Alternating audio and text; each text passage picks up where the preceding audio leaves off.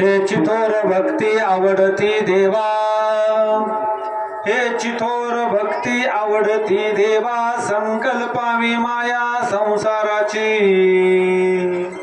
ठेविल्यानंते तैसे चिरावे, चित्ती असू द्यावे समाधान, वाहिल्या उद्वेग दुःखची केवळ, वाहिल्या उद्वेग दुःखची केवळ, भोगणे ते फळ संचिताचे, ठेविल्यानंते तैसे चिरावे, चित्ती असू द्यावे समाधान, तुका म्हणे घालू तयावरी भार, तुका म्हणे घालू तयावरी भार, वाहू हा संसार देवापायी, ठेविल्यानंते तैसे चिरावे, चित्ती असू द्यावे समाधान।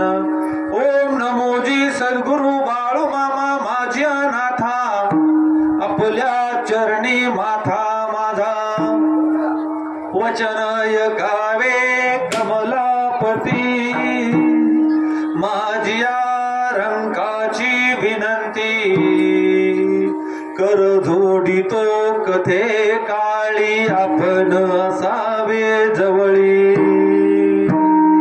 बाळू मामा मी शरण आलो तुझ्या पाया, बाळू मामा मी शरण आलो तुझ्या पाया,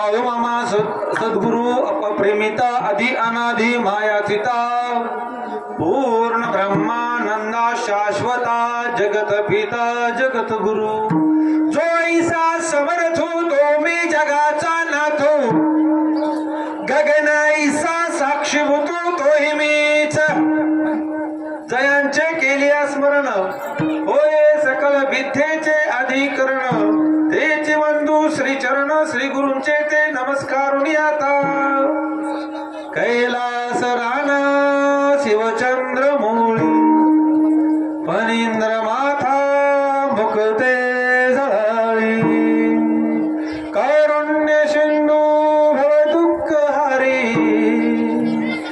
तुझ वीन शंभो मज कोण तारी, हे चिथोर भक्ती आवडती देवा, संकल्पावी माया संसाराची, ठेविल्यानंते तैसे चिरावे, चित्ती असू द्यावे समाधान। प्रस्तुत प्रसंग प्राप्त प्रसंग, जगाच्या मालकाचं रावळ या ठिकाणी शेतफळ खर्डीच्या पंचक्रोशीमध्ये उभं राहिलं।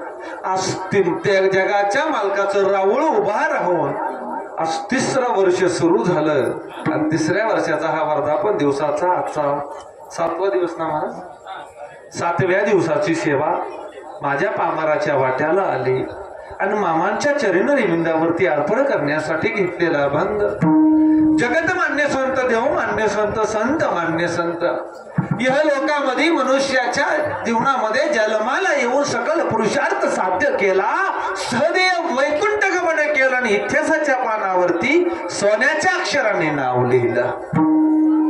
अरे टाळ चिपळाचा नाद घेऊच्या गावामध्ये घुमला, पण पंढरीच्या पांडुरंगाला खेळ गडी इंद्रायणीच्या तटावरती भेटला.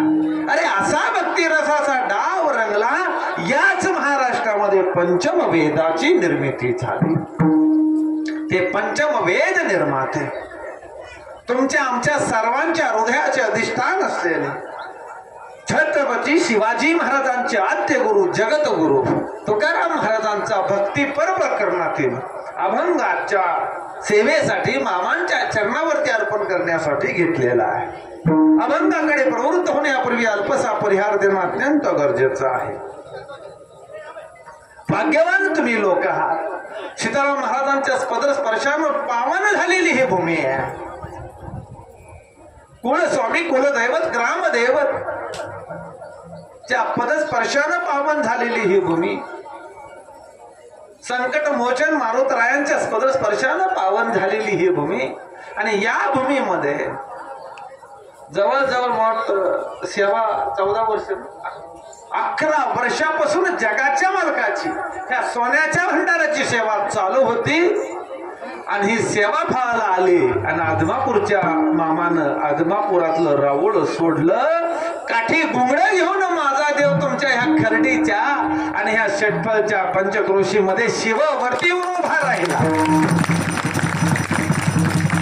आणि देवानं या ठिकाणी 2 वर्षापूर्वी राऊळ स्वतःच उभा केलं.